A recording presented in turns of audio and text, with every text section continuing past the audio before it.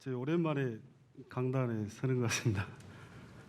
대학 강의를 한 20여 년가량 시간 강사요. 시간 강사를 한 20여 년 하다가 최근 한 2년 정도 강의를 스톱하고 창작 활동에 몰두하고 있는데 간간히 이런 특강을 하긴 했었는데요. 굉장히 오랜만에 이런 자리에 서게 된 것 같습니다. 며칠간 잠을 못 잤습니다. 갑자기 잠이 안 오더라고요.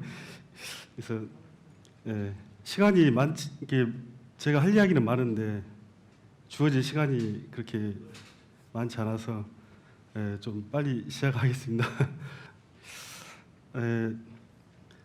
앞에 조명을 좀 꺼야 될 것 같은데요. 스크린이 안 보여서. 미디어아트를 주로 창작 활동에 미디어아트를 주로 하다 보니까 이런 조명이나 직업병이 있는 것 같습니다. 뭐가 좀 영상이 안 맞으면 고쳐야 되고 또 그런 조명이랄지 이런 것들에 신경을 많이 쓰는 것 같습니다. 오늘 이제 여러분들에게 드릴 내용은 유네스코 미디어아트 창의도시, 저희가 강주가 2014년도 12월 1일 날 유네스코가 지정한 창의도시로 선정이 됐습니다. 그리고 시간이 많이 흘렀는데요. 많이 좀 변화들이 있는 것 같아요. 도시가 좀 미디어 페스티벌도 열리고 또 도심 곳곳에 미디어아트 전시들이 있고, 동구에서도 또 전당을 중심으로 도청을 중심으로 미디어아트 관련해서 랜드마크를 만들고 있고 그런 것 같습니다. 그래서 제가 창작 활동을 하고 있는 이 강주에서 유네스코 창의도시가 선정되고 또 저도 미디어아트 작가로서 활동을 하고 있어서 오늘 강연 주제를 미디어아트로 했습니다. 그리고 이제 더 중요한 게 나입니다. 나. 창작을 하면서 결국에는 자기 세계를 구축하는 거더라고요. 창작, 저희 강훈 선배님도 지금 와 계시지만 이 창작 활동의 결국에는 남의 작품을 따라하는 것이 아니라 물론 도움도 받고 영향을 받지만 결국에는 자신의 작품 세계를 구축해 가는 거더라고요. 그래서 창의도시와 저에 대해서 오늘 이야기를 나눠보기로 하겠습니다.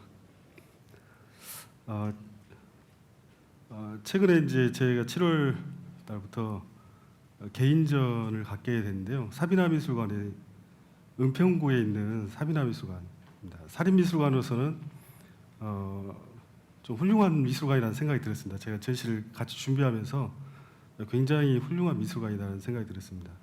이제 공립이 아닌 사립에서 이렇게 큰 미술관을 운영하는데 굉장히 그 학예사분들 또 관장님들이 굉장히 준비도 잘하고 오히려 제가 많이 부족해가지고 자료를 늦게 주고 막 계속 그랬는데 굉장히 훌륭한 미술관이라는 생각이 들었습니다. 그래서 이번 주제가 제가 전시를 준비하는 과정이 코로나 형국이었습니다. 그래서 원래 작년 4월에 오픈을 하려고 했었는데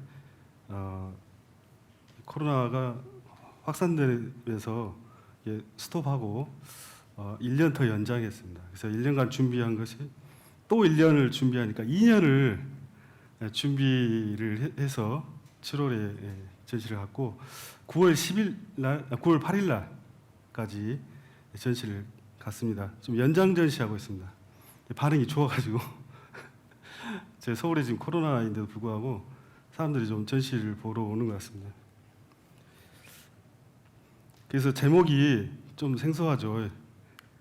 생기를 그 코에 불어넣었다. 창세기에 있는 성서에 있는 내용입니다. 그래서 이 생명이라고 하는 것을 이 코로나가 되면서 다시 생각하게 됐고, 제가 이 코로나 시기에 중국을 2번 다녀왔습니다. 2번 다녀오면은 자가격리가 기본적으로 10주입니다. 한 번 가면은 중국에서 3주, 한국에서 2주. 그래서 2번 가니까 10주지 않았습니까?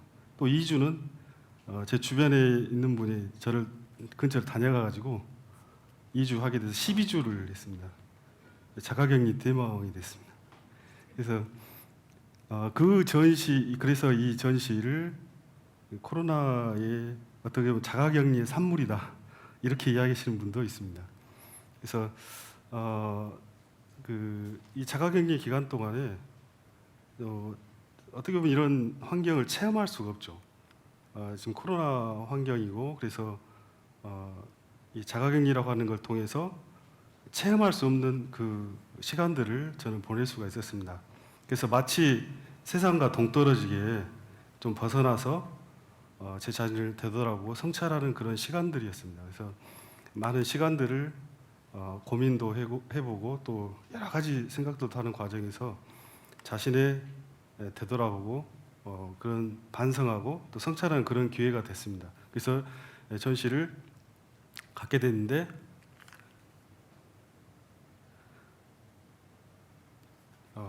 이 동양의 미학과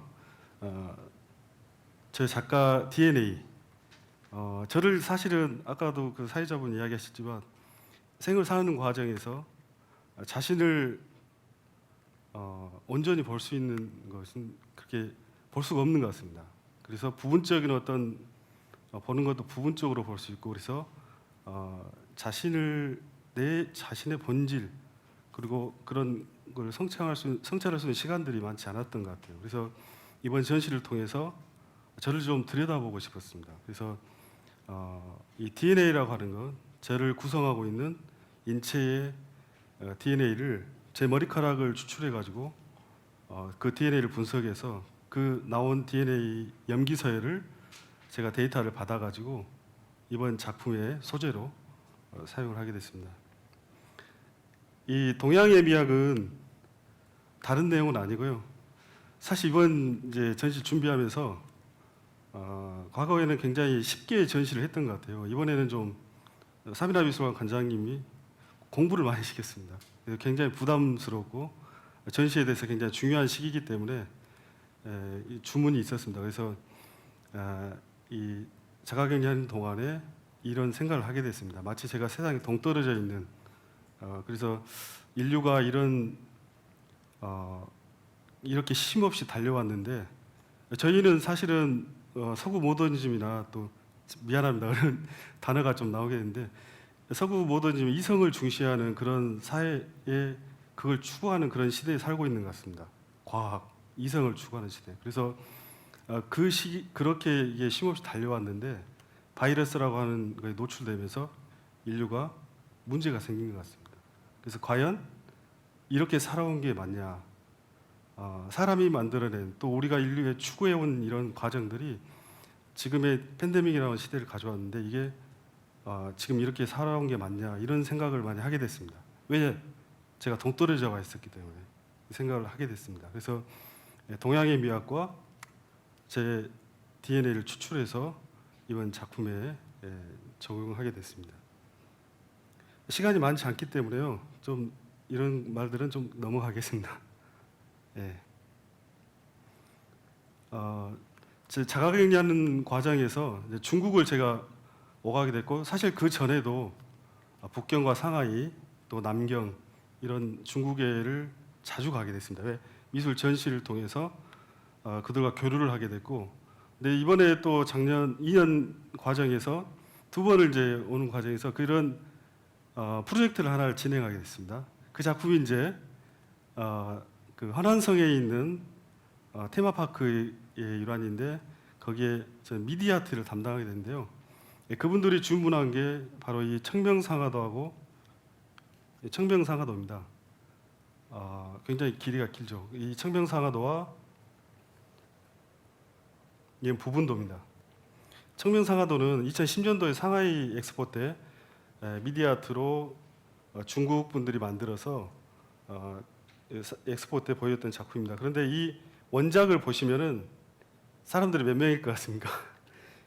이렇게 긴데 사람들이 수백 명입니다. 이 사람들을 다 3D로 만들어서 움직이게 했고 이 공간에서 살게 했습니다. 그래서 이 작품 한 점과 천하제일도라고 하는 천리강산도 이 두 점을 가지고 미디어 아트를 해달라는 주문이 있었습니다. 그래서 제가 중국에 가게 됐습니다. 자, 잠깐 제가 이 작품들을 좀 보여드리겠습니다. 이 작품은 이게 이제 각골 문자고요. 이런 중국에 있는 회화들, 곽희의 조춘도랄지 이런 작품들을 얻고 또 이번 개인전의 소재가 됐던 의재 선생님 작품도 여기에 보셨고, 여기 보시면 이게 이제 그래픽인데요. 이 담벼락이 흑벽입니다. 흑벽이 328m입니다. 높이는 16m고요. 앞쪽에는 밀밭이 있는데요. 여기에 있는 관문이 들어가게 되면 공연장이 25개 컨텐츠 공연 예술을 담을 수 있는 공간이 여기에 펼쳐집니다. 앞에는 밀밭이 있고요. 그래서 그들의 가장 중요한 이 밀과 흙, 이 두 가지를 중요하게 생각을 하는 것 같습니다. 그래서 여기에 이제 미디어 파사드를 매핑을 하게 된 겁니다. 전체 규모가 우리 광주 월드컵 경기장 6개 정도라고 생각하시면 될 것 같습니다. 가늠이 좀 되십니까? 예, 굉장히 컸습니다. 그래서 좀 작품을 좀 보여드리겠습니다. 제가 이제 1년 전에 갔을 때 작품을 첫 미팅을 갔을 때 이렇게 공사 중이었는데요. 1년 후에 보니까 완벽하게 돼 있었습니다.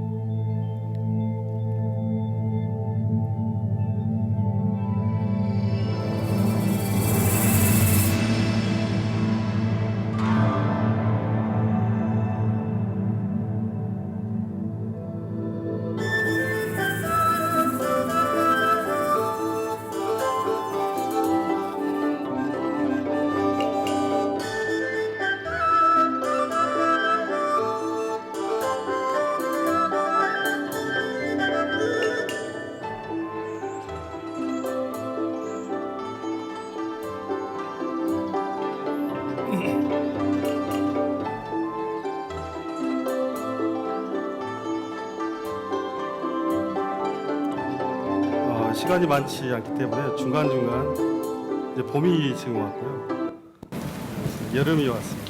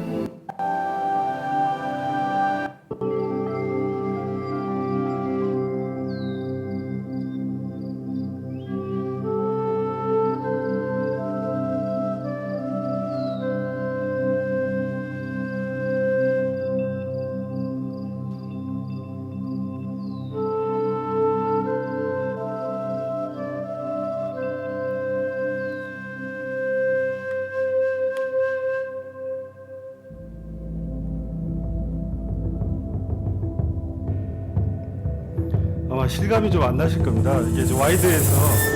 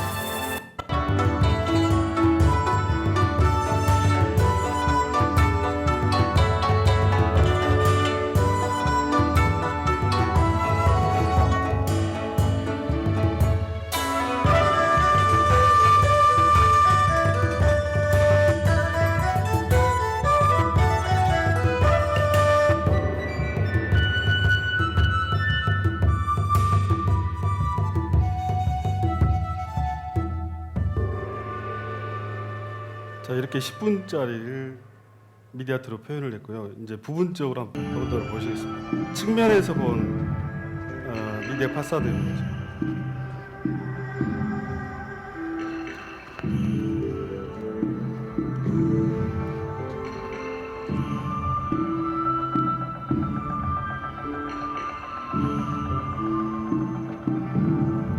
여기가 관중석인데요. 여기서 미디아트를 관람을 합니다. 2만 명 정도 앉을 수 있는 좌석이 있는 그런 미디아트 관람할 수 있는 공간입니다.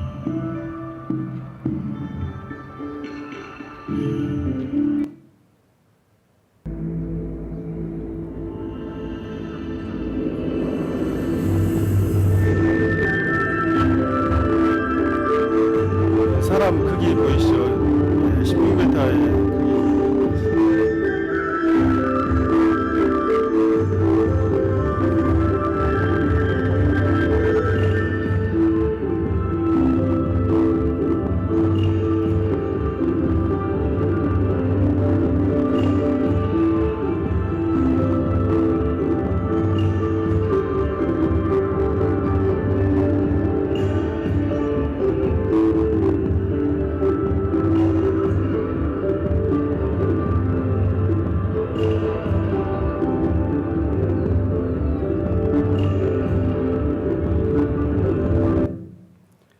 자, 두 번째 감상하실 작품은 천리강산도 원작을 재해석한 작품입니다. 청명상하도 시작을 이렇게 하는데요. 음악 작업도 저희 한국에 있는 음악가하고 같이 해서 원전이 이 원작은 중국 회화지만 컨텐츠는 저하고 음악 작가하고 같이 해서 만든 작품입니다. 원작이 이렇게 펼쳐지고요. 328m의 이 비율이 정확히 맞았습니다. 청명상하다도 그렇고 천리강산도 또 이 비율이 맞아서 작품하기 그렇게 어렵지는 않았습니다.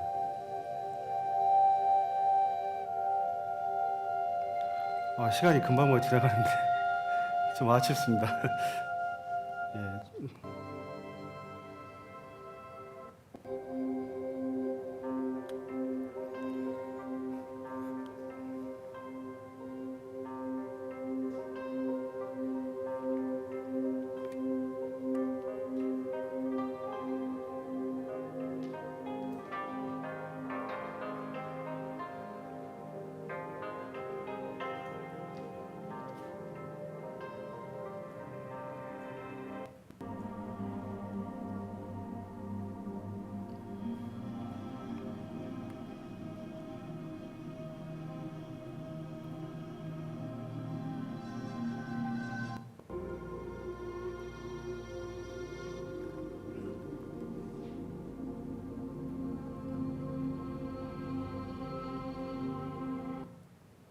녹음 좀 할게요.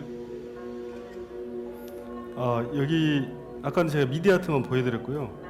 이 파사드 앞쪽에 물분수입니다. 미세한 안개 분수 같은 물 분수가 설치되어 있고 연기가 아니라 안개 분수가 설치되어 있습니다. 그리고 양쪽 사이드에서 레이저, 최첨단의 레이저들이 이 중간 이쪽 벽 양쪽에서 이런 연출을 하게 됐습니다. 그래서 마치 이 파사드하고 연결되어 있는 것 같은, 그래서 조명이랄지 이런 부분도 현장에서 다 설치를 맞추고 그렇게 해서 공간 연출을 했습니다.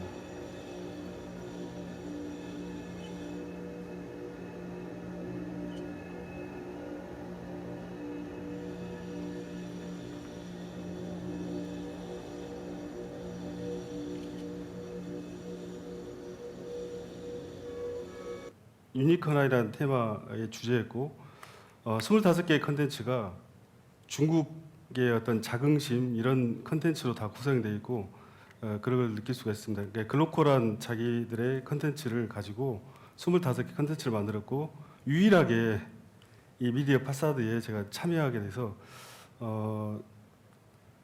굉장히 그 의미 있는 파사드에 참여했다고 생각합니다. 왜냐하면 중국인이 가장 중요하게 생각하는 청명상하도와 천리강산도를 가지고 한국 사람이, 제 음악은 또 한국 사람이 있고 제 미디어 파사드도 제가 담당을 해서 이렇게 그 기회를 이렇게 갖게 됐고 이런 작품을 만들게 됐습니다. 이게 328m다 보니까 우리가 16대 9라고 하는 요 화면 크기거든요. 근데 이게 328m니까요. 비율이 굉장히 와이드하죠. 그래서 제작 과정이 1년 정도 소요가 됐습니다. 그 자가격리를 오랜 기간 했었고 거기에 이제 한 달 정도를 머무르면서 그들과 같이 이제 밤이 되면 조명 맞추고 파사드를 조율을 했거든요. 근데 그 낮에 가보면 거기 수천 명의 사람들이 공연 연습하고 있고 거기에 어떤 일을 하고 있는데 이분들이 다 이 테마파크가 지어지면서 일자리 창출이 되는 겁니다. 그러니까 그 공연장 바로 옆에는 아파트가 있고 이분들이 퇴근하면 바로 집을 하나씩 준 거예요. 이분들에게.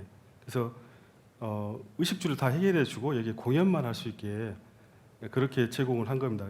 회장님 마인드가 굉장히 참 좋았습니다. 그래서 그분들이 이 공연에 몰두할 수 있게 그래서 이 지자체에서 이런 어떤 일자리 창출에 대해서 한번 고민해 볼 부분이라는 생각이 여기서 들었습니다. 자, 이제 중국의 제가 허난성에서 했던 프로젝트 여기까지 말씀드리고요. 그래서 제가 중국에 이런 프로젝트를 하게 되면서 또 이게 개인전과 연결이 됐습니다. 그래서 이 컨셉을 가지고 이번 전시를 갖게 됐습니다. 제가 그동안 해왔던 창작 작품들은 그 기운 생동하는 미디어아트 자체가 움직이고 있고 정지된 화면에 생명을 불어넣는 그런 작업을 있거든요. 그래서 사실 제가 97년도에 미디어아트를 처음 접하고 또 미디어아트를 제작을 했을 때 그때 만든 작품이 있다 제가 보여드릴 텐데요. 움직이더라고 이게요. 분명히 정지된 화면을 조작을 했더니 이게 프로그램사에 넣었더니 이게 움직이는 거예요. 아, 이게 매력이 있었습니다. 그래서 지금도 제가 미디어아트를 하는 이유가 생명을 생기를 기운 생동한다는 거 그런 점 때문에 지금도 미디어아트를 하고 있는 것 같습니다. 그런 작업을 했었고 이후에 이제 작업을 해놓은 과정에서 많이 이제 정체되고 그러면서 고민을 많이 하게 됐죠. 그럴 때 이제 마침 이제 차비나 미술관 관장님이 개인전 제안을 해주셨고 준비를 한 과정에서 뭐 그동안 뭐 인공지능부터 시작해서 가상현실, 챕처 등 어떤 기술들도 많이 활용해보고 그런데 뭔가 이렇게 부족한 면들이 많이 있다는 걸 스스로 많이 느꼈고 그래서 이번 전시가 상당히 의미 있는 그런 전시였다고 생각합니다. 염기서열을 저도 이번에 DNA라고 하는 것을 좀 이제 창작을 하는 과정에서 이제 보게 됐습니다. 그러니까 네 가지의 구조로 구성이 되어 있고 기호로 구성이 되어 있습니다. 그래서 이 기호들 가지고 이 DNA 데이터를 제가 받았거든요. 이 데이터 가지고 이런 산수도의 부분도인데요. 이게 이제 스테인드 글라스에 출력을 한 겁니다. 제 염기서열을 출력을 해서 어떤 형태를 만들어낸 부분도입니다. 이게 굉장히 작아가지고 안 보이거든요.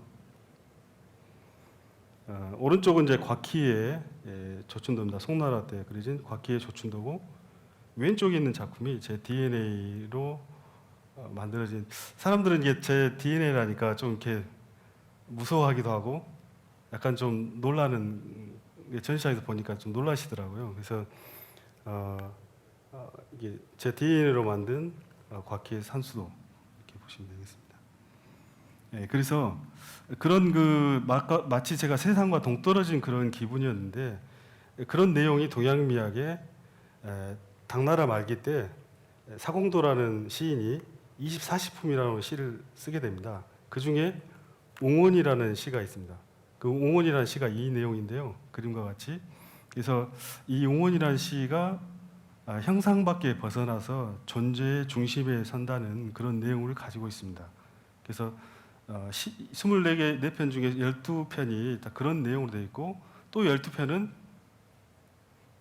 충담이라고 하는 그러니까 좀 차분하게 잔잔하게 바라본다 이런 그런 뜻을 가지고 있습니다. 좀 웅혼하고 좀 약간 반대되는 그런 뜻이거든요. 좀 웅호는 해라고 표현이 할 수가 있고요. 충담은 달과 같은 겁니다. 차분히 가라앉아 있는 것, 잔잔히 보는 것, 그런 있습니다. 그래서 겸재 정선이 충담과 웅혼의 그 영향을 받아서 그림을 그리고 이 시를 쓰게 됩니다. 그리고 제가 이제 현대에 와서 겸재 선생 작품에 또 영향을 받게 되고 지금 DNA로 산수로 다시 재해석해서 보게 되고 그렇게 되는 겁니다. 충담이라는 내용이 된 이런 그림인데요. 웅원과 같이 이번 전시의 동양미학의 키워드로 제가 이번에 사용하게 됐습니다. 이건 이제 정리해서 기자간담회를 하는데요. 기자부위원님들이 굉장히 어려워하시는 거예요. 그래서 일주일간 공부하고 기사를 쓰시더라고요. 그래서 전시장 장면입니다. 이제 9월 8일까지니까 한번 코로나가 서울에 많이 사람자가 나오고 있지만 한번 보시면 좋겠습니다. 이런 이제 거울을 반사체가 많이 설치되어 있거든요. 그래서 이제 관람자가 제 작품 속에 들어오는 의미도 있고 자신을 투영해 보는 거죠. 관람자분도 투영해 보고 저도 사실 투영해 보는 그런 의미로서 이게 만들어졌습니다. 그래서 해화와 또 이 웅원이라는 시가 제 DNA와 같이 연결되면서 중첩되면서 관람자들 그 속에 들어가 있는 겁니다. 그래서 관람자들도 작품에 참여하고 작품 속으로 들어가는 그런 의미를 가지고 있습니다.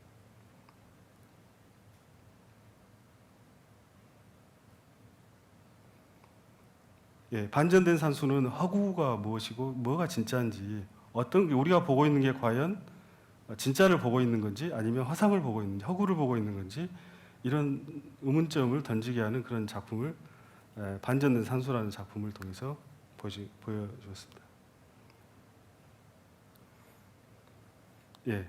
이런 금강전도나 곽희의 조춘도를 이런 스테인드 글라스에 DNA 산수로 그리게 되면서 사실 투영해보는 그런 의미도 있지만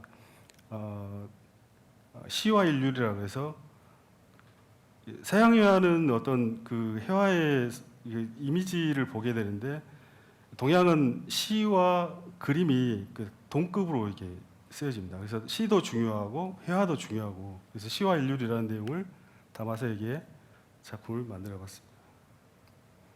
시가 된 폭포라는 작품도 있고요. 이렇게 설치되어 있는데 한 6m가 좀 넘는 공간에 DNA와 이 역사 속에서 글자, 언어들이 여기에 산수 폭포처럼 내리고 있는 장면입니다.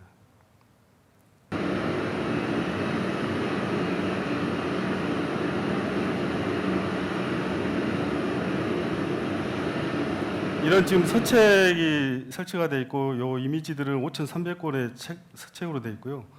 이게 실제 책입니다. 이게는. 그래서 가상과 실제 허구와 실제 그래서 우리가 쌓아온 지식들에 대해서 이야기를 하고 있습니다. 이 작품은 이제 인간 자연 순환 가족이라는 작품은 세대별로 이 DNA를 추출해서 이 DNA 가지고 어떤 이게 인류의 계보 어떻게 보면 유전학적으로 우리가 걸어온 또 이어온 이 계보에 대해서 이 작품을 통해서 이야기를 하고 있습니다. 이 DNA들이 해체됐다가 다시 모였다가 해체됐다 모였다 하는 그 반복하는 작품인데요. 원래 DNA는 나선형 구조로 연결되어 있습니다. 붙잡고 있죠 서로. 그런데 이걸 해체시킨 거예요. 이것도 처음이랍니다. 이게 DNA를 해체시킨 건 처음이라고 합니다. 저는 아무 생각 없이 이건 이제 물론 이제 형상 밖에 벗어났다가 다시 들어가는 뭐 이런 의미로 했는데 과학자분들은 이게 해체되네요 이렇게 이야기를 하고 이게 고정된 생각들이 과학자분들이 가지고 있었다는 생각이 듭니다.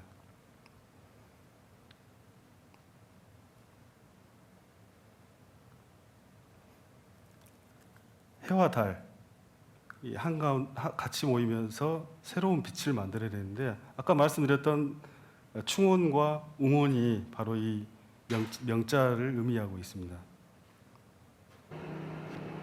역시 그림자는 제 DNA 이 염기서열을 가지고 이 그림자가 움직이고 미디아트로 보여주고 있습니다.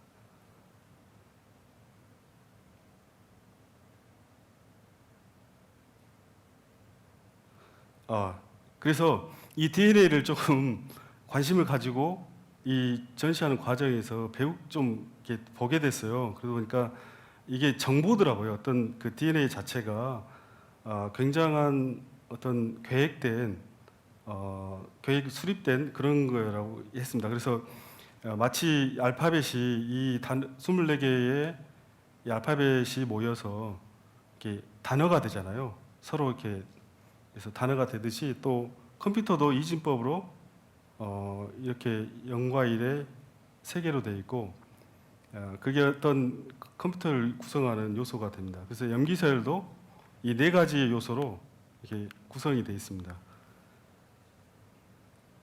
그래서 이게 이제 이 네 개가 우리를 인체를 만들고 성인은 한 70조 개 정도. 저희들이 70조 개의 DNA로 되어 있습니다. 세포 안에 DNA가 있습니다.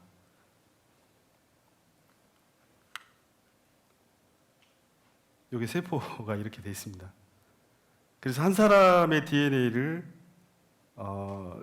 길이가 한 2m 정도의 길이를 가지고 있는데요.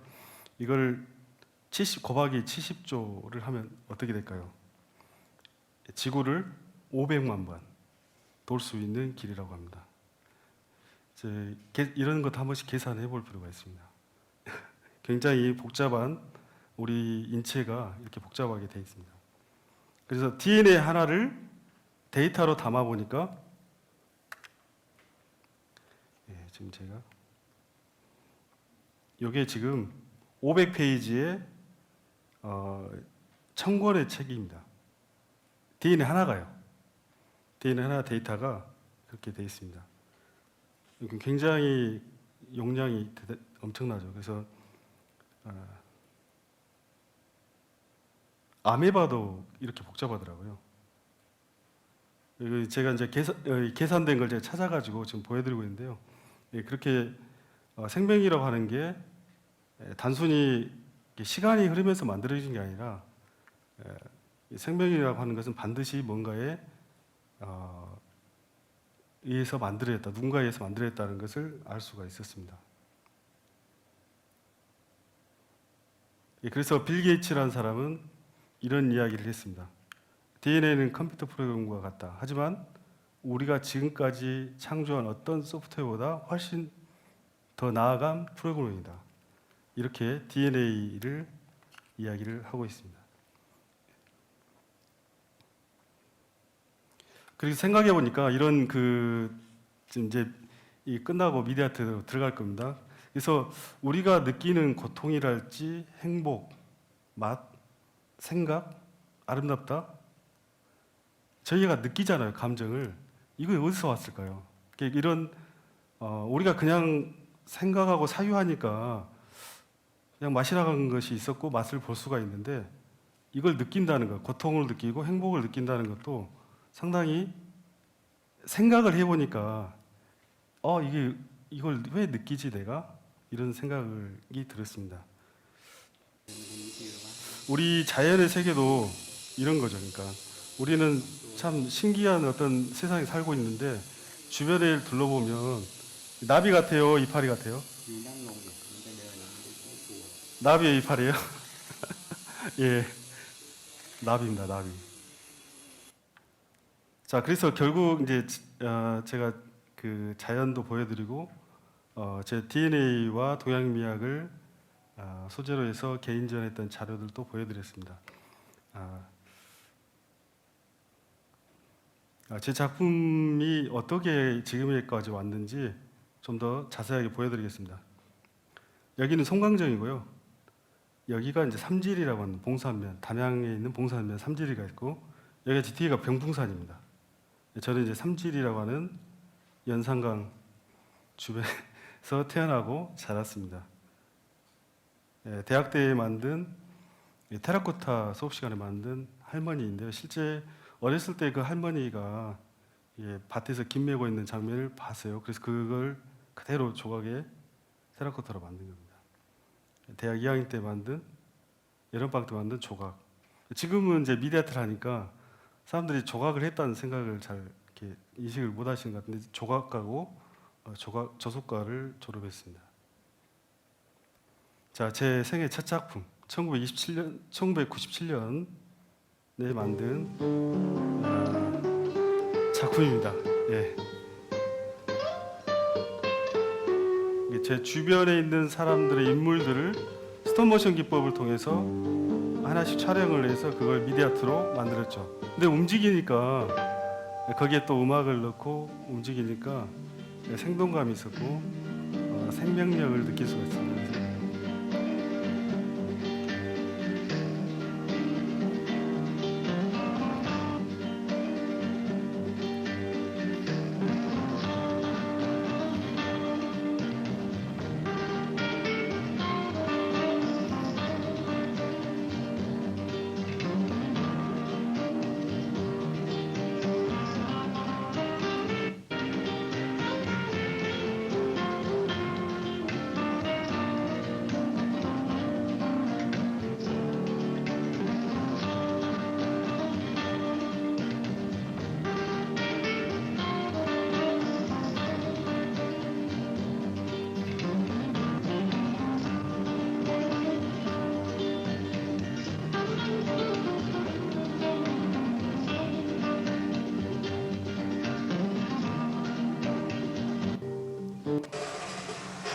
그리고 2004년도에 광주 비엔날레 자화경제라는 특별전을 했었는데요.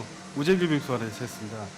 그때 이제 제가 입고 있던 야상 잠바에 호주머니에 동전이 떨어지고 있는 장면을 2004년도에는 굉장히 제가 이런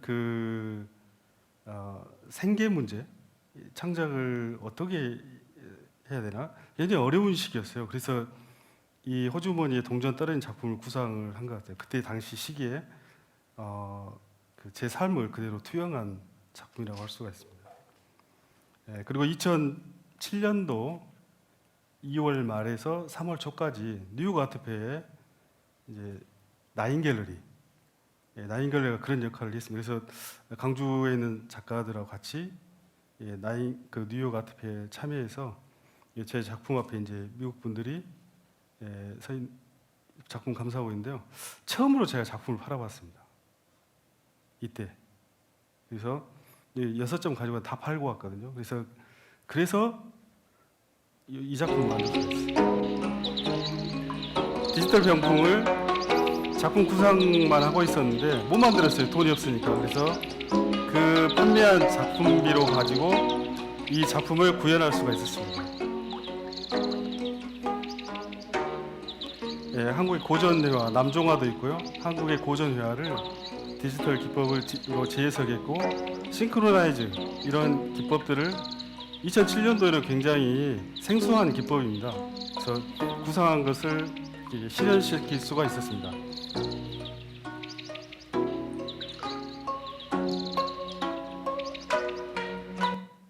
그리고 저 디지털 병풍을 만들고 나서 이제 사람들이 저를 알게 됐고 또 미술계에서도 이제 전시 초대도 하고 그러더라고요. 그 전에는 철저하게 이인남이라는 작가는 없었습니다. 그래서 외로운 시기가 있었죠. 그래서 2008년도에 이제 전시가 많아지니까 모니터가 필요했어요. 그래서 이제 구상해낸 게 이런 삼성전자 TV에 TV를 안 볼 때 미디아트가 나오면 좋겠다. 이게 이제 제 작품입니다. 그래서 삼성전자하고 5년간 계약을 하게 됐고 그때 도움 주셨던 분들이 이제 지금도 뵙고 있는데 5년간 도움을 받게 되면서 미디아트를 좀 어려움 없이 할 수가 있었습니다. 콜라보레이션이 바로 2008년도에 삼성전자 이렇게 하게 됩니다. 그래서 2009년도에 라스베가스에 같이 삼성전자와 같이 이 부스에 참여하고 미디아트 전시도 하게 됐습니다. 그리고 아이패드 어플이라는 게 나왔어요. 2010년도에. 그래서 아이패드와 아이폰에 갤럭시는 못했습니다. 왜냐하면 복제가 너무 쉽게 돼서 아이폰과 아이패드에 제 미디아트를 담아서 판매를 했어요. 그래서 그런 기술들을 개발을 해서 저는 이제 기술은 없지만 기술을 가지고 있는 분과 같이 해서 이걸 만들게 됐습니다. 그래서 컨텐츠를 어플을 다운받아서 돈을 내고 구입을 하게 했었습니다. 이렇게 아이폰에 제 미디어 작품을 어플 다운받아서 볼 수 있게 했습니다. 그리고 네이버에서 로고 아트라는 게 있었는데 이걸 웹아트라고 합니다. 웹아트에서 명절날 이 로고 아트를 했고요. 여기 이인남 있지 않습니까? 여기 들어가면 이인남 작가의 작품을 더 많이 볼 수가 있는데 근데 많이 안 들어가더라고요. 이쪽을 검색을 많이 하더라고요. 게리가 유명해가지고. 2015년도에 광주의 유네스코가 아니라 하계 유니버시아드 대회가 저희 광주에서 열렸죠. 그래서 개막식을 지금 박명성 감독이 총감독했었는데요. 저를 같이 하자고 연락이 와서 함께 참여하게 됐습니다. 그래서 광주의 빛과 세계의 빛이라는 주제로 개막식을 했는데요. 이게 이제 서석대죠. 이 기둥들이 서석대고 여기에는 이제 한국의 고전 회화들 그리고 광주의 빛을 가지고 개막식을 3분짜리 개막식 미디어아트를 만들었었습니다.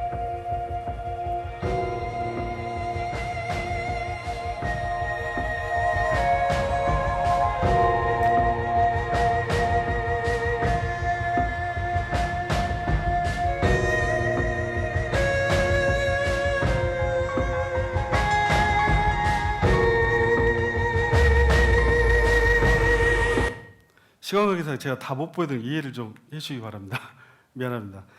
그리고 이제 제가 계속 그 기술들을 접목하게 됐는데요. 2016년도에는 구글에서 틸트 브러시라고 하는 새로운 기술이 또 나왔습니다. 이 기술들은 VR이라는 가상의 현실이거든요. 저도 사실 기계치인데요. 구글에서 연락이 왔습니다. 이 구글 기술이 나왔는데 이걸 미디어아트로 좀 구현을 해달라고 그래서 작가님도 참여 좀 해달라고 그래서 연락이 와서 이 구글 틸트를 버시 가지고 미디어아트를 만들게 됐습니다. 그래서 부산 비엔날레 때 구글하고 같이 콜라보해서 본전시에 참여하게 됐습니다. 허상인데 실제 공간이 있어요. 잡히면 안 잡힙니다. 근데 떠 있어요 영상이. 그래서 허상이 바로 이런 거구나라는 생각이 들었습니다. 이건 이제 송나라 때 도자기입니다. 60cm 정도 되는데 제가 이제 확대시켜서 여기 매핑을 하게 된 겁니다.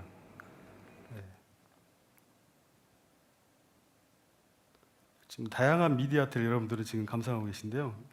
미디어와 건축이 만나서 미디어 파사드라고 합니다. 미디어 아트와 건축이 만나서 이건 서울역 건너편에 있는 서울 스퀘어 구 대우 빌딩이죠. 여기에 2만여 개의 LED 도트를 설치해서 미디어 아트를 감상하게 합니다. 자, 화면 크기가 굉장히 크죠. 그래서 제 개인전하고 있는 장면인데요. 여기는 이제 상당히 이미지가 크기 때문에 그 굉장히 어떤 약속 장소가 될 수 있고 랜드마크가 될 수 있는 거죠. 그래서 건물의 가치가 미디어 아트가 설치됨으로써 굉장히 올라가는 그런 의미를 가지고 있습니다.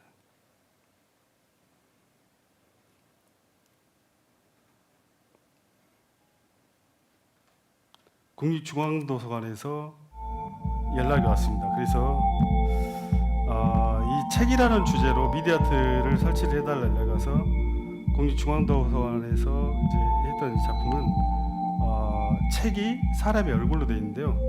슬라이스 LED라고 해서 끝에가 책 끝에가 LED가 이제 도트들이 박혀 있는 거죠. 그래서 모여서 사람의 얼굴의 형태를 갖추는데 여기에 이제 미디어 아트 컨텐츠들이 보이는 겁니다.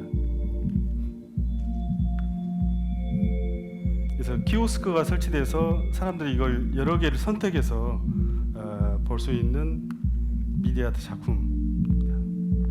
책 속의 얼굴이라는 작품.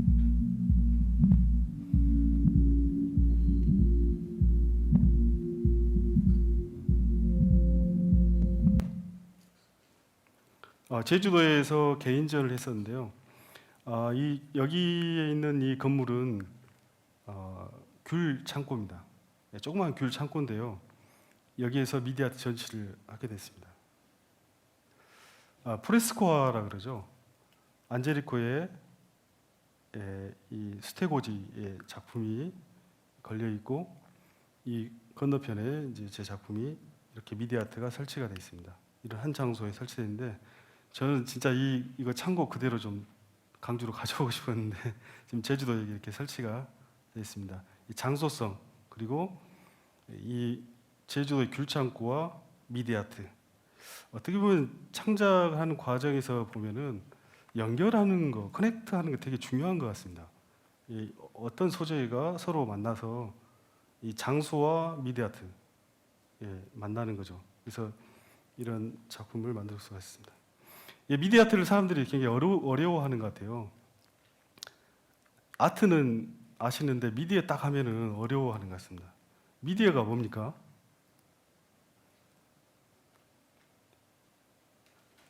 미디아트는 대중 매체를 이야기합니다. 그래서 사실 우리 실생활에 여러분들 가까이 지금 손에 들고 계신 뭡니까? 모바일 매체입니다. 모바일, TV 또 뭐가 있을까요? LED 뭐 이런 우리가 실생활에 사용하고 있는 이 도구들이 거의 지금 대중 매체라고 할 수가 있습니다. 이 대중 매체를 미디아트의 소재가 되는 거죠. 그래서 기술과 밀접한 관련이 있다고 할 수가 있습니다. 대중 매체는 이런 그 신문 잡지랄지 또 우리가 실생활에서 많이 보고 있는 매체들입니다. 그래서 이걸 크게 나누면 올드 미디어와 뉴 미디어로 나올 수 있습니다. 올드 미디어는 여러분들 아날로그를 생각하시면 될 것 같습니다. 신문, 잡지 이렇게 올드 미디어죠. 비디오 이런 거예요. 근데 뉴 미디어는 디지털을 이야기합니다. 그래서 지금은 뭐 뉴 미디어가 AR, VR, 뭐 증강현실, 가상현실 뭐 다 되잖아요. 그래서 이런 기술들을 일컬어서 뉴 미디어 이렇게 이야기합니다. 그래서 그런 기술들을 미디어한테 접목하는 게 바로 미래는 또 어떤 미디어가 나올지 모르죠. 기술이 어떤 기술이 나오냐에 따라 달라지기 때문에 무한한 가능성을 가지고 있는 게 바로 미디어라고 할 수가 있습니다. 그래서 앞으로 미디어를 한번 주목해 보시면 기술들이 새로운 게 나오면 그 기술들을 미디어들이 작가들이 분명히 활용을 해서 미디어를 만들고 있을 겁니다. 자, 비디오 아트는 미디어 아트가 있기 전에 백남준 선생이 얼마나 위대합니까? 비디오 아트 창시자 백남준. 예. 자, 이분이 해놓은 게 너무 많아요. 왜냐하면 처음 하셨기 때문에 그래서 많은 것들이 있지만 좀 자료를 보면서 좀 간단히 설명을 드리겠습니다. 사실은 백남준 선생만 해도 며칠을 해야 돼요. 근데 엑기스만 제가 오늘 모아서 보여드린 겁니다. 백남준 선생은 플럭서스라고 하는 행위예술에서 시작을 했죠. 그래서 아날로그고 백남준 선생님 아날로그라고 이야기할 수가 있습니다. 쌍방향의 어떤 원웨이 시스템의 미술이 아니라 쌍방향, 내가 작품을 보여주는데 일방적으로 보여주는 것이 아니라 서로 연결하는 것, 소통하는 걸 그렇게 합니다. 그다음에 전자회로, 뉴미디아트의 문을 여신 분이다 이렇게 생각할 수가 있습니다. 1995년도에 광주 비엔날레 인포아트 감독하신 거 아세요? 백남준 선생님이 광주와 인연이 있습니다. 백남준 선생님은 광주와 그런 인연이 있습니다. 재작년인가요? 백남준 선생님 그 회고전을 테이트 모델에서 했습니다. 그때 저도 전시를 다른 영화관에서 전시를 했었는데요. 그때 참 우리나라 백남준 선생님 개인전을 하는데 너무 참 감동이었습니다. 자, 광주가 2014년도에 제가 서두에 말씀드렸잖아요. 미디어 창의도시에 등재가 되고 2014년부터 지금에 이르기까지 쉼없이 저희도 달려왔습니다. 자, 그런데 아직도 해야 될 일이 너무 많아요. 랜드마크가 없습니다. 광주를 상징할 수 있는 미디어아트 랜드마크가 아직 없습니다. 그래서 광주는 왜 미디어아트냐? 빛의 도시고 인권의 도시고 빛을 밝히기 때문에 어두운 이런 그 인권의 도시에서 이 빛을 밝히고 희망을 밝히는 그런 미래의 빛을. 그래서 광주는 미디어아트가 창의 도시를 너무 잘 선정한 것 같습니다. 그래서 도시 재생 차원에서 미디어아트가 필요하고 또 이런 관광, 앞으로 미래의 관광까지 강주는 그렇게 가야 된다고 생각합니다. 시카고의 밀레니엄 파크에 있는 크라운 분수는 대표적인 어떤 랜드마크, 미디어 아트와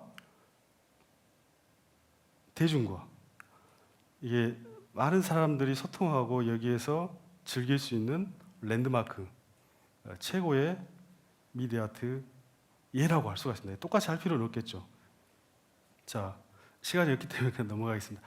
이런 랜드마크 미디어 아트가 필요하다는 겁니다. 꼭 이런 형식을 갖출 필요는 없습니다. 그래서 세계적으로도 이런 자, 또 한 가지는 도심 곳곳에 생각지 않은 공간에서 미디어 아트를 만날 수 있었으면 좋겠습니다.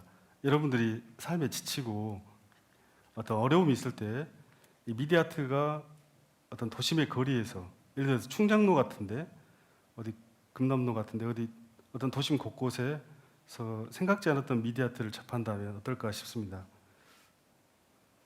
자, 그래서 몇 작품들을 제가 보여드렸고요. 도심에 그런 미디어 아트를 만날 수 있었으면 하는 생각이 듭니다.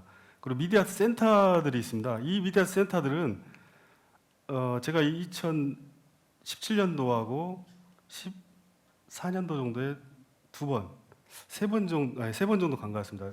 아르스 일렉트로니카는 오래전부터 수십 년 전부터 미디어 아트 센터를 만들어서 거기에서 젊은 아이들이요 거기서 놀고 있어요. 그 센터 안에서 프로그램과 또 인터랙션하고 거기서 즐기고 또 가족 동반을 와서 그 미디어 아트 공간에서 좀 상상하기 힘든 그런 장면들을 갈 때마다 목격을 했습니다. 그래서 미디어 센터는 많은 여러 곳의 센터들이 있고 또 저희도 AMT 센터가 이제 개관을 하게 되지만 AMT 센터가 그런 기능들을 했으면 하는 생각입니다. 오스트리아 린츠에 있는 아르스 일렉트로니카 센터와 또 칼스루에 있는 ZKM 센터, 또 강주에 있는 AMT 센터가 이제 만들어진데요. 이런 센터들이 미디어 센터들이 그런 교육과 또 이런 그 미디어 아트 정보들, 또 미디어 아트를 즐길 수 있는 그런 공간들을 만들어 놓고 있습니다. 그래서 이런 센터들의 기능들이 이제 미디어 페스티벌까지 저희도 미디어 페스티벌을 매년 지금 치르고 있는데요. 해마다 9월이 되면 전 세계의 전자 관련된 업체 또 아티스트 모든 관련된 분들이 오스트리아 린츠로 몰립니다. 거기에서 미디어 아트 페스티벌이 전자 페스티벌이 열립니다. 거기에 저도 가봤는데요. 제가 촬영한 겁니다. 2017년도 미디어 페스티벌에 가서 여기가 그 유명한 아르스 일렉트로니카 센터입니다. 도나우강이 흐르는 강변에 이렇게 LED 불빛이 움직이고 있고 아주 아름다운 그런 센터가 강변에 설치가 되어 있습니다. 그래서 이 도시 전체가 이 미디어 페스티벌을 하는 그 날에는 버스도 공짜고 굉장히 그 축제 분위기고 그렇습니다. 그래서 세계 많은 사람들이 여기에 와서 미디어 아트를 즐기고 감상하고 또 비즈니스도 하고 그런 걸 봤습니다. 새로운 신기술도 이게 다 소개가 되고요. 그래서 미디어 아트가 이 센터가 하는 기능들이 페스티벌과 또 그런 여러 가지 미디어 아트 관련된 일들을 하고 있는 것 같습니다. 여기는 ZKM입니다. 제가 2007년도에 촬영했던 영상입니다. ZKM에서 전시를 했었는데요. 그때 입구에 이런 미디어 아트 작품이 설치가 되어 있었습니다.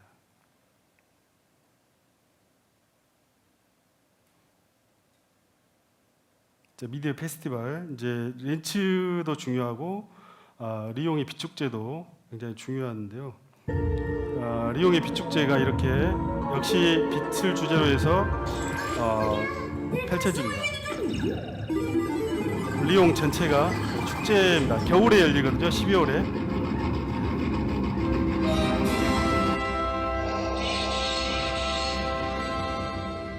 새로운 컨텐츠, 새로운 미디어 아트 창작품들이 여기에 소개가 되기 때문에 전 세계에서 오는 것 같습니다. 강주 미디어 아트가 살 길이 바로 여기에 있습니다. 우리가 미디어 아트에 이미 앞서간 데서 컨텐츠를 가져오면 이미 늦습니다. 창 제작이 여기에서 이루어져야 합니다. 그래서 강주에서 새로운 컨텐츠를 만들어내야만이, 그래서 레지던시나 이런 프로그램들을 통해서 작가들을 미리 선정해서 강주에서 미디어 아트를 만들게 해야 되는 거죠. 그래서 그 작품들이 최초로 소개가 된다면 저는 여기 올 거라고 생각합니다. 물론 팬데믹 시대이기 때문에 지금은 어쩔 수 없지만 이후에 포스트 팬데믹에는 이런 그 저희가 창제작을 여기서 해야 한다고 생각합니다. 그래야 경쟁력이 있다고 생각합니다. 이미 앞서 있어요. 그리고 이미 자리를 잘 잡고 있습니다. 그래서 이걸 이길 수 있는 방법은 단 한 가지밖에 없습니다. 여기 강주에서 창제작, 새로운 창작을 해야 한다고 생각합니다. 예, 제가 2017년도에 가서 한국 분들 만나가지고 되게 반가워서 사진 한 컷 찍고, 총감독이십니다, 이분이. 미디어 아트 철학은 굉장히 어렵더라고요. 그런데 결국에는 이게 허상이냐, 이게 진짜냐, 또 이게 진짜처럼 돌아다니냐, 뭐 이런 겁니다. 그래서 마치 우리 삶이, 저희도 오늘이라고 하는 시간을 살았잖아요. 성진기 교수님 계시는데 죄송합니다. 철학 이야기에서 오늘이라는 시간을 살았는데요. 사라지는 거예요. 이게 오늘 사라지고 또 내일 또 살지만 사라지는데, 마치 미디어 아트가 그런 것 같습니다. 전원을 꺼버리면 실체가 사라져버리는, 또 켜면 딱 나타나고, VR이 특히나 실제 허상이 딱 떠 있는데 이걸 잡으려면 안 잡히고, 우리 삶이 마치 미디어 아트 같다는 생각이 들었습니다.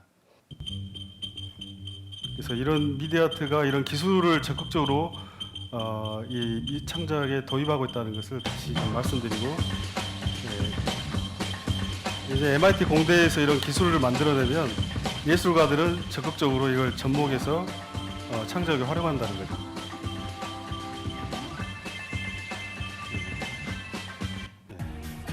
라스베가스의 이런 미디어 스카이월은 LG전자의 기술로 만들어진 라스베가스의 랜드마크가 되어 있죠. 40m의 길이에 한 스카이 미디어 아트가 설치되어 있습니다. LED를 활용한 작품. 빌비올라라는 작가의 작품은 영상 시인, 또 광주 비엔날레에 초대가 되기도 했었고요. 이런 작품입니다.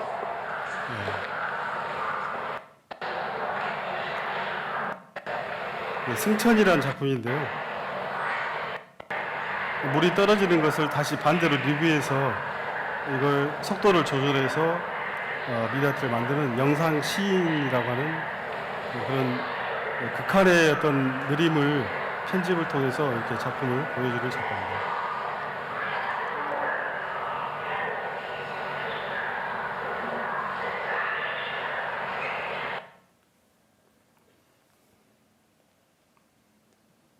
이 작품이 불과 물인데요. 광주 비엔날레에 소개됐던 작품입니다. 저 굉장히 인상 깊게 봤던 작품이었습니다.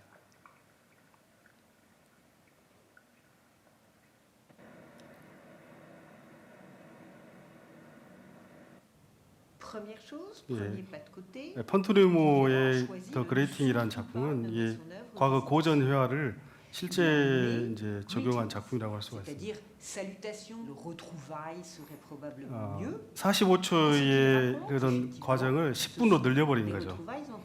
속도를 늦추니까 이 늦춤으로써 창작의 작품이 되는 거죠. Sort of getting a little bit interested in the Renaissance, but not that deeply.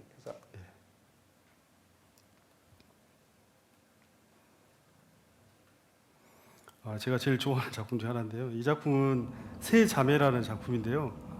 마치 어떤 다른 차원에서 경계에서 이렇게 구별되면서 이렇게 옮겨다니는 그런 과정인데, 상당히 어떤 굉장한 감동을 주는 이 경계가, 물이라고 하는 경계를 넘어서서 마치 죽음에 넘어서 있는 것 같은 그런 생각을 하게 됐습니다. 잘 안 오는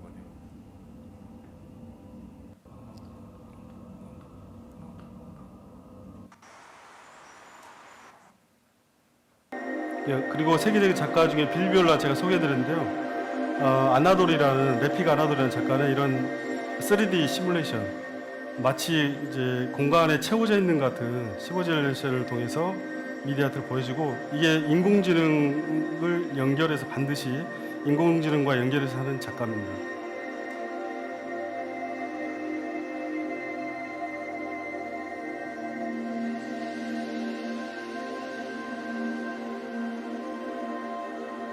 착시 현상을 일으키죠.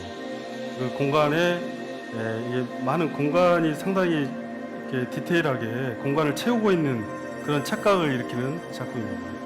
우리가 사실 눈이 속는 거죠. 평면인데 마치 어떤 큰 공간 안에 미디어 아트가 물감이 움직이는 것 같은 게 유기적으로 움직이고 있는 그런 장면들을 우리가 속고 있는 것 같아요.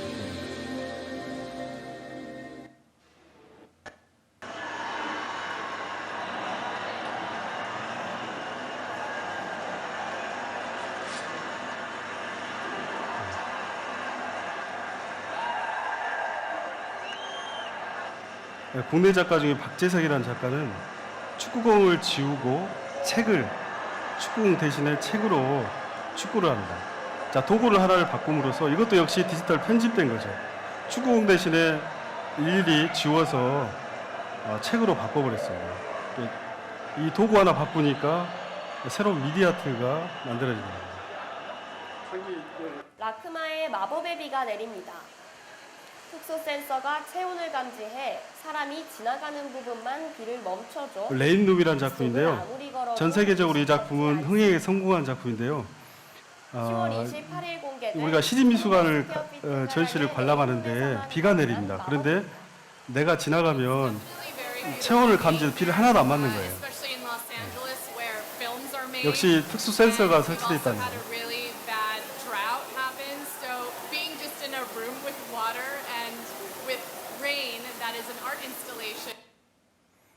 자, 이런 기술들은 우리가 상상하는 것을 표현할 수가 있습니다. 잭슨 폴록이 이런 물감을 뿌려서 액션 페인팅을 만들었잖아요. 지금 잭슨 폴록이 살아있다면 이렇게 하지 않았을까 싶습니다. 물감을 뿌리고 그걸 고속 촬영해서 본인이 원하는 그런 미디어 아트를 만들었을 것 같아요. 액션 페인팅. 이렇게 아름다운 물감을 뿌리는 것을 고속 촬영해서 자기가 원하는 편집을 했을 것 같습니다. 이 작품 오이오라는 시몬 골레라는 작가가 만든 건데요.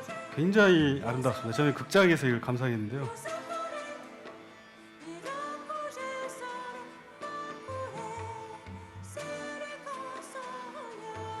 7분 30초짜리인데요. 죄송합니다. 시간 관계상.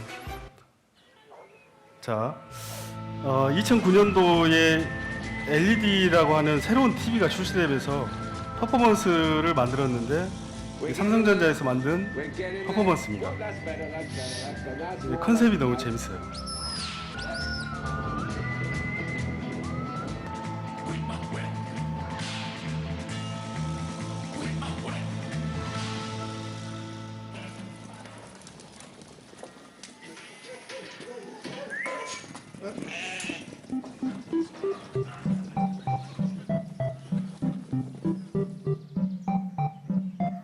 I'm sure some of them Pong. Let's get away. That's it.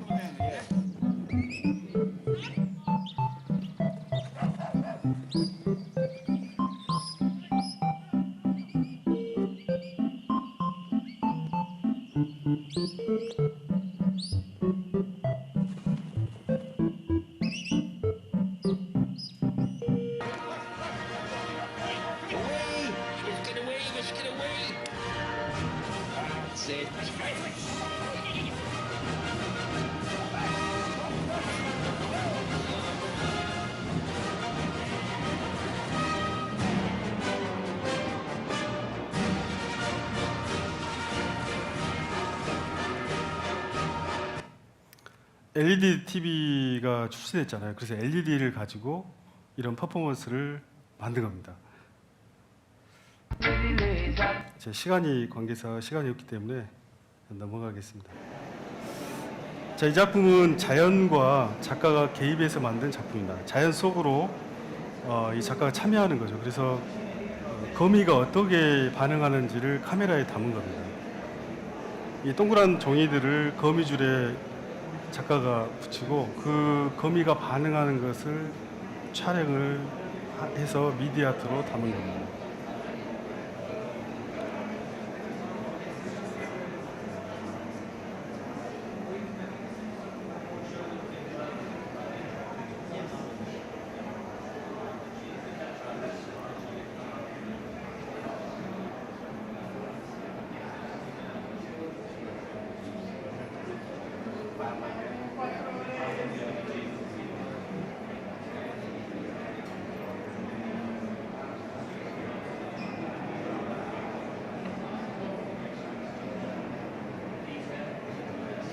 예, 제거하고 있죠. 침입자로 판단한 거예요. 그래서 제거하는 과정을 이 미디어 아트에 담아서 창작 활동하는 그런 작가도 있습니다. 약간 저희가 창작은 바로 이런 우리 대중이 생각할 수 없는 그런 생각들을 하는 게 창작자 같아요.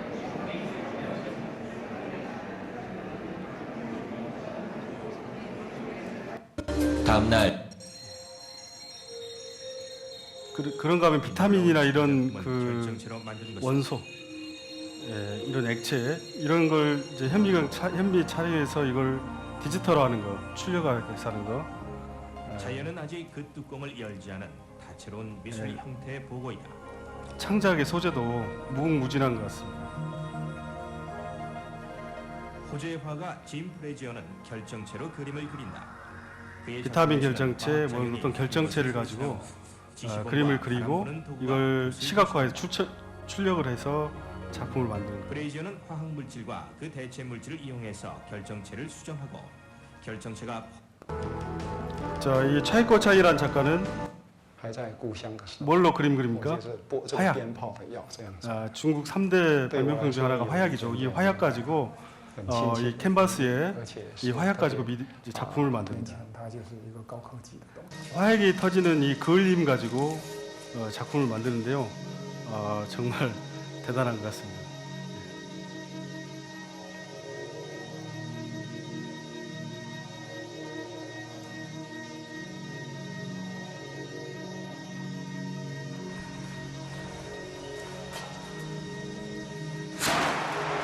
但是你一点火，它就是热量。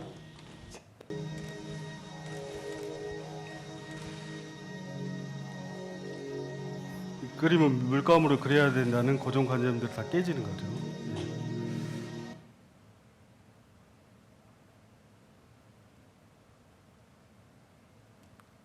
그림을 뒤로 그리는 이곤영 선생님. 캔버스를 앞에다 두고 그려야 한다는 그런 고정관념들 다 깬 거죠. 뒤로 그립니다. 예. 자, 우리가 의식주로 오는 그 주변의 곡물 가지고 작품을 만드는 이동재라는 작가가 있습니다. 빈이니까 콩이죠. 자, 콩으로 미스터 빈을 만들었습니다. 라이스 국무장관이니까 쌀로 라이스로 국무장관을 만들었습니다.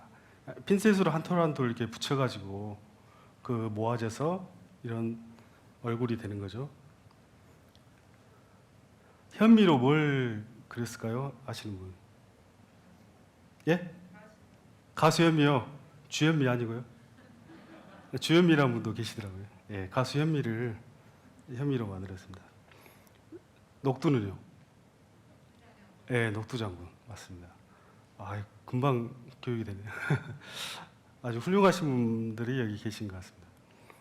곡물은 우리가 영양을 섭취해서 이게 삶을 유지하는 건데요. 이 곡물도 창작의 소재가 된다는 거죠.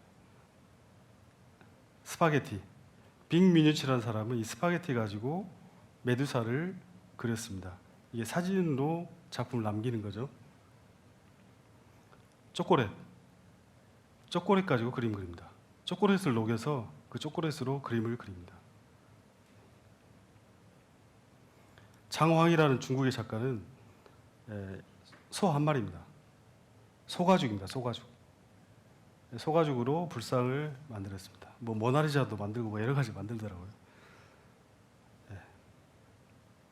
우리가 그냥 쉽게 지나쳤던 고무 풍선, 아이들이 가지고 노는 풍선을 이렇게 확대해서 제프 쿤스는 수백억짜리 작품을 이렇게 생산해냅니다. 관찰이 다른 거죠. 보는 시각이 다르고. 이 이제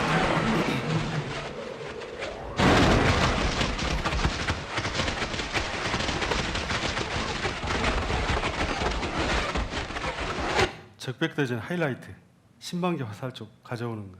근데 이 역사의 한 장면을 차이코 창은 이렇게 해석해서 현대미술로 승화시킵니다. 피에르 만조니는 자신의 그걸 가지고 작품을 만듭니다. 이게 몇 년 전에 이게 3천만 원이었거든요. 옥션에서. 지금 더 오르지 않았을까 싶습니다. 마크 퀸이라는 작가는 자신의 피를 가지고 이 조각의 개념을 전복시키는 거죠. 이게 피 가지고 조각을 만들죠. 피를 굳혀가지고 응고시켜서 피를 만든 5점을 만들었는데요. 지금 저희 우리나라 아라리오 갤러리 거기에 작품이 한 점 있고 5점을 만들었는데 지금 4점이 남았답니다. 한 점은 청소하시는 아주머니가 코드를 빼가지고 냉동된 상태로 전시가 되고 또 끝나더라도 냉동이 계속 되고 있는 거죠. 전기세 많이 들겠죠. 그래서 4점이 남아 있답니다. 자신의 피 가지고 만든 작품. 그래서 이제 광주 비엔날레도 왔던 작가 갑자기 생각이 안 나는데 이 작가는 이런 쓰레기 비닐 가지고 산수도를 만듭니다. 이 쓰레기가 이렇게 됐습니다. 이게 지금 비닐로 만든 산수도입니다.